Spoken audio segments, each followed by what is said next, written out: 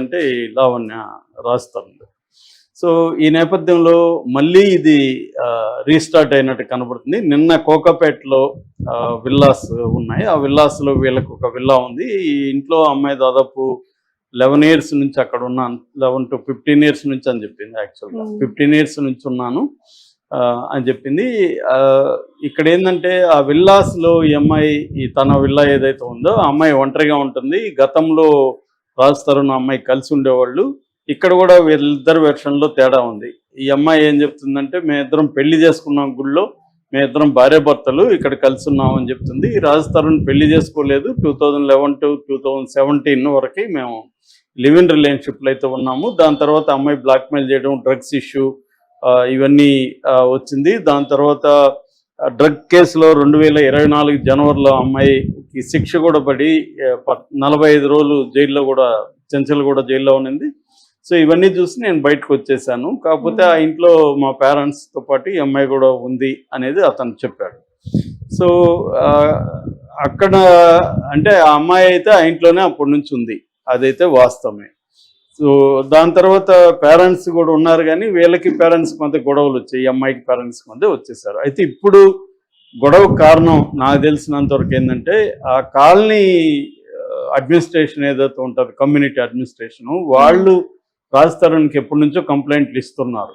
ఇక్కడ లావణ్య రకరకాల వాళ్ళని తీసుకొస్తా ఉంది, ఇక్కడ డ్రగ్స్, అమ్మాయిల వ్యవహారాలు ఇవన్నీ నడుస్తున్నాయి, గట్టిగా అరుస్తున్నారు, రాత్రంతా పార్టీలు చేసుకుంటున్నారు, స్విమ్మింగ్ పూల్లోకి మార్నింగ్స్ తీసుకొచ్చి ఎవరోనో తీసుకొచ్చి అక్కడ గోల చేస్తుంది, మా పిల్లలు అంతా అక్కడ స్విమ్మింగ్ నేర్చుకుంటుంటారు. ఇది ఒక హెడేక్గా అయిపోయింది. ఈ అమ్మాయికి ఏం చెప్పినా నేను మీ మీద కేసు పెడతానంటుంది. నార్సింగ్ పోలీస్ స్టేషన్కి వెళ్ళిపోతుంది మాట్లాడితే. ఇది మీరే పరిష్కరించారని రాజ్ తరుణ్ మీద వాళ్ళు ప్రెజర్ చేసినట్టుగా తెలుస్తుంది.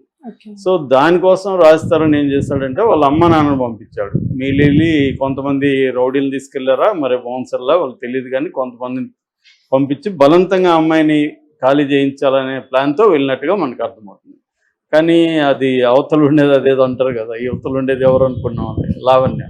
సో అమ్మాయి ఇట్లాంటి వాటికంతా భయపడే ప్రసక్తి లేదు. అమ్మాయి జైలు చూసేసింది, పోలీస్ స్టేషన్ చూసేసింది, మీడియా చూసేసింది, అన్నీ తెలిసిపోయింది. అమ్మాయికి ప్రాసెస్ తెలిసిపోయింది.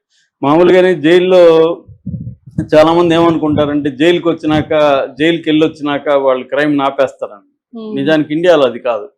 జైలు అనేది ఒక స్కిల్ డెవలప్మెంట్ సెంటర్ లాగా క్రైమ్ని మరింత నేర్చుకోవడం ఎలాగా, ఇంకా ఆర్గనైజ్డ్గా ఎలా నేర్చుకోవాలి. ఎందుకంటే అక్కడ అనేక మంది క్రిమినల్స్తో మనకు సహవాసం ఏర్పడుతుంది.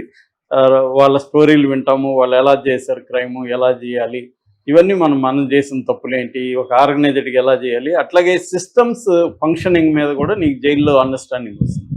అంటే మన క్రిమినల్ జస్టిస్ సిస్టమ్ ఎలా ఫంక్షన్ అవుతుంది, అంటే కోర్టు కావచ్చు, పోలీస్ స్టేషన్ కావచ్చు, జైలు కావచ్చు, ఈ ప్రాసెస్లోకి ఒకసారి వెళ్ళొచ్చినాక నీకు అప్పటి వరకు థియరాటికల్ నాలెడ్జ్ లేకపోతే హియర్సే నాలెడ్జ్ ఉంటుంది, కానీ ప్రత్యక్ష నాలెడ్జ్ అనేది ఇక్కడ వస్తుంది.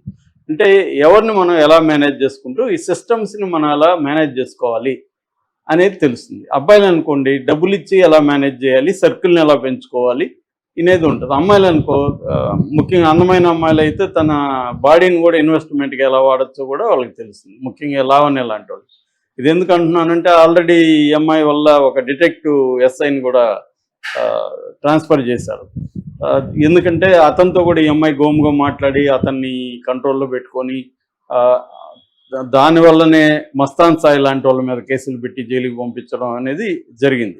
సో ఇది అనేక చోట్ల జరుగుతుంది. ఎందుకంటే అమ్మాయిలకు ఎవరి దగ్గర ఏ ఆయుధాలు ఉంటే అది వాడతారు. అబ్బాయిలు డబ్బు అనే ఆయుధం ఉంటే వాడతారు, అమ్మాయిలు బాడీ అనేది ఆయుధంగా పనికి వస్తుంది కాబట్టి వాడతారు. దీంట్లో మోరల్ యాంగిల్ మనం డిస్కస్ చేసి వేస్తాం.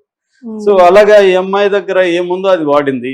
సో ఆ అమ్మాయికి ఏంది, ఈ ఆస్తి కావాలి. ఎవరైనా ఇప్పుడు అది 12 crores అంటున్నారు. ఆ అమ్మాయి కూడా నిన్న చెప్పింది 12 crore వర్త్ ప్రాపర్టీ. వీళ్ళు కొన్నప్పుడు 1.5 crore, కానీ ఇప్పుడు 12 crore ప్రాపర్టీ. 12 crore ప్రాపర్టీ హైదరాబాద్లో ఉండడం అంటే లైఫ్ సెటిల్ అయిపోయినట్టే కదా, ఇంకెందుకు మళ్ళీ వేరే పని ఉంది. సో దాని ఎలా అమ్మాయి వదులుకుంటుంది, అమ్మాయి వదులుకునే పరిస్థితి లేదు. సో అందువల్ల నిన్న వీళ్ళందరూ గొడవ చేసినా కూడా ఆ అమ్మాయి కూడా గొడవ చేసింది. ఈ లోపల అమ్మాయి మీడియాకి చెప్పింది, పోలీసులకి చెప్పింది, ఇవన్నీ చేసింది. అమ్మాయికి కూడా ఈ ప్రాసెస్ అంతా తెలుసు కదా, ఎవరైనా రౌడీలు వచ్చినా ఎలా డీల్ చేయాలో అమ్మాయికి తెలుసు. పైగా అమ్మాయి కాబట్టి మరీ దౌర్జన్యంగా వీళ్ళు వెళ్ళలేరు. ఎందుకంటే ఇవాళ సీసీటీవీలు ఉంటాయి ఎక్కడ చూసినా, కాబట్టి అంత ఈజీ కాదు ధైర్యంగా నిలబడిన అమ్మాయితో. సో ఈ అమ్మాయి అలాగా వీళ్ళని గట్టిగా ఎదుర్కొంది. ఇప్పుడు వీళ్ళ వెర్షన్ ఫస్ట్ చూస్తే ఇది మేము కొనింది, మేము ఇన్వెస్ట్మెంట్ చేసాం, ఆ అమ్మాయి అప్పట్లో కలిసి ఉన్నాం కాబట్టి ఉనింది, దాని తర్వాత ఇది మాది కాబట్టి అమ్మాయిని ఖాళీ చేయమంటున్నాం అనేది వీళ్ళ చెప్తున్నారు. ఆ అమ్మాయి వెర్షన్ ఏంటి, మేము ఉన్నప్పుడు మేము కలిసి ఉన్నప్పుడు ఇది అప్పట్లో కొన్నాము 1.5 ఇది, అందులో మా ఫాదర్ దగ్గర తన డబ్బులు అని చెప్పట్లేదు, మా ఫాదర్ దగ్గర నుంచి 80 లక్షలు దీంట్లో మా ఇన్వెస్ట్మెంట్ ఉంది. సో కాబట్టి ఇది నాది, హాఫ్ ఆఫ్ ద ప్రాపర్టీ నాది, ఇది కోర్టులో కూడా నేను 80 లక్షలకు సంబంధించిన డీటెయిల్స్ కూడా కోర్టుకి సబ్మిట్ చేశాను అనేది ఆ అమ్మాయి చెప్తుంది. అట్లాగే ఇంకొన్ని కూడా అమ్మాయి చెప్పింది. ఇదేంటంటే పేరుకేమో అతని పేరు మీదనే ఇల్లుంది, కానీ మేమిద్దరం ఒక ఒప్పందం చేసుకున్నాం, అదేంటంటే నాకు చెప్పకుండా అతను అమ్మకూడదు, అతనికి చెప్పకుండా నేను అమ్మకూడదు ఇల్లు అని ఒప్పందం చేసుకున్నాం. ఇవన్నీ మాట్లాడుతుంది. నిజానికి ఈ ప్రాపర్టీ డిస్ప్యూట్స్లో ఇట్లాగే ఉంటాయి, కాంప్లెక్స్గా ఉంటాయి. చాలాసార్లు మేబీ ఆ అమ్మాయి చెప్పేది కూడా వాస్తవంగా వచ్చు, ఆ అమ్మాయి కూడా డబ్బులు పెట్టి ఉండొచ్చు, కానీ లీగల్గా తీసుకున్నప్పుడు ఆ అమ్మాయికి అయితే లీగల్గా దీంట్లో ఎటువంటి వాటా వచ్చే అవకాశం లేదు. ఎందుకంటే పేరు ఎవరి మీద ఉందనేది ఇంపార్టెంట్. ఆ అమ్మాయి డబ్బులు పెట్టిందంటే దానికి ఆధారాలు ఉండాలి కదా. మరి ఎందుకు రిజిస్ట్రేషన్ అప్పుడు జాయింట్ రిజిస్ట్రేషన్ ఎందుకు చేసుకోలేదు, ఇవన్నీ వస్తాయి రేపు. కాకపోతే ఇక్కడ ఇండియాలో ప్రాబ్లం ఏంటంటే లీగల్గా నీ పేరు ఉన్నా కూడా నీది కాకపోవచ్చు ఆస్తి. ఎందుకు, పొసెషన్ ఇంపార్టెంట్. ఎప్పుడైనా ప్రాపర్టీ అనేది ఎవరి కంట్రోల్లో ఉంది అనేది ఇంపార్టెంట్. ఇక్కడ రాజస్థాన్ కొంత మరి అతను భయం వల్ల అగ్రెసివ్గా లేడా, లేకపోతే తన కెరీర్ పాడవుతుంది దీనివల్ల, పోతే పోయింది 12 కోట్లు మళ్ళీ మనం సంపాదించుకోవచ్చు అన్న దీంట్లో ఉన్నాడా తెలియదు. అట్లాంటప్పుడు సైలెంట్గా అయిపోవాలి. వాళ్ళు కంప్లైంట్ ఇచ్చినా మాకు తెలియదు, ఆ అమ్మాయి మీరేమన్నా చేసుకోండి అనేసి వెళ్ళిపోవాలి. సో ఇప్పుడు ఏమైందంటే రాజస్థాన్ దీన్ని ఆ అమ్మాయిని ఏమి డీల్ చేయలేడు లీగల్గా అంటే తేలదు అది.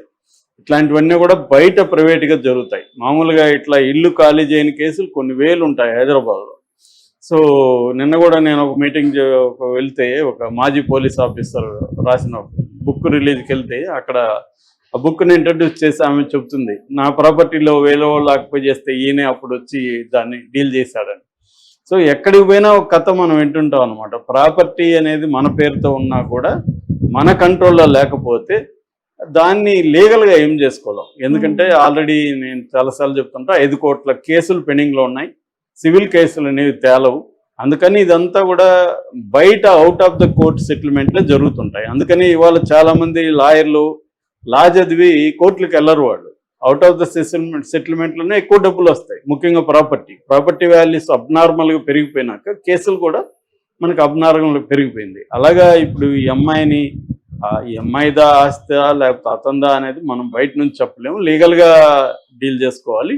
లీగల్గా డీల్ చేసుకోవాలన్నా కూడా ఇప్పుడు పొసెషన్ అయితే అమ్మాయి దగ్గర ఉంది, అమ్మాయిని ఖాళీ చేయించాలి. అది జరిగే పనిగా కనబడలేదు. అది ట్రై చేసినట్టుగా మనకు అర్థమవుతుంది. రాజస్థాన్ ఒక ప్రయత్నం చేశాడు, సో అది ఫెయిల్ అయింది. నెక్స్ట్ ఏం జరుగుతుందో చూడాలి. ఎందుకంటే కోర్టులో తేలాలి తప్ప లీగల్గా అయితే ఇంకా అవుట్ ఆఫ్ ద కోర్టు పరిష్కారం అంటే ఇంకా అమ్మాయితో మాట్లాడుకొని చేయాలి. ఆ అమ్మాయి అయితే ఎందుకు వదులుకుంటారు?